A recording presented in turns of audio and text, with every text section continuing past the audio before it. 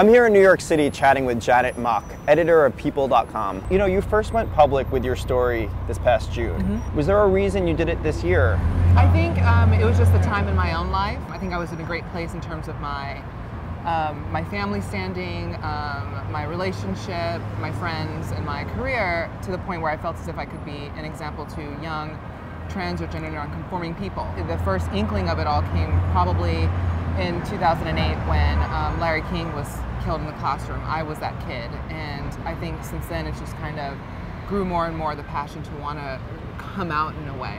It's not like as if I was hiding it from people in my own life, but it was just something that I felt I needed to do in order to put another face onto this trans thing. There is a very limited portrait of trans people in the media, so that's why it was one of the reasons why I came out. I think with the It Gets Better project, which was something that I did in addition to, as a complement to my Marie Claire article, was a way for me to speak directly to kids. They could just easily Google It Gets Better Trans Woman or It Gets Better Transgender, and I'm there and I can speak just directly to them about the fact that I was there with them, and that hopefully by being visible we help make it better in schools and beyond. Do you think that transgendered people do have to be the stronger of the LGBT community? The strength that you're talking about is the fact that you're actually visibly transitioning. You're visibly changing and challenging gender norms in the binary system and all of this stuff. And so that way, you have to put like a stronger shield. You know, being gay, you can possibly hide it if you're not feminine. But if you are feminine as a gay man, that is gender non-conforming. You're not conforming to your masculine identity that was given into you on birth. So I think that anyone that is fighting a gender binary system that's very restrictive will build up that strength and that courage, and it literally takes balls to do something like that. Do you think that your story would have been a little bit different if you had experienced what you did as a teenager today? I think that the resources that are available are insane. I didn't have that growing up.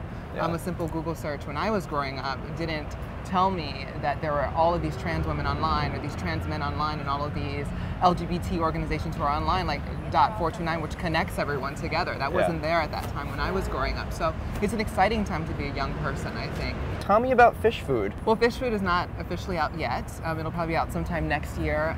It's my memoir transitioning through genders in high school, through the halls of a place where everyone's trying to find themselves, and just showing that being trans is just one part of who you are, and that you're so much more, even as a young person or as a person in general. And so that's kind of the overall message of Fish Food. Are you more confident since you came out publicly? What's great about it is that I get to own the totality of my experiences and just say that this is who I am and take it or leave it. You know, if you had to say one thing to maybe a teenager and trying to figure things out and might think that they're transgender, what would what kind of advice would you give them? Acknowledge the feeling that you may be confused right now, or that you may not completely know exactly who you are, and speak to a counselor if you can't speak to your parents. Speak to a friend, go online. I think it's just kind of to know that there's resources out there, people who want to help you. I'm a part of .429.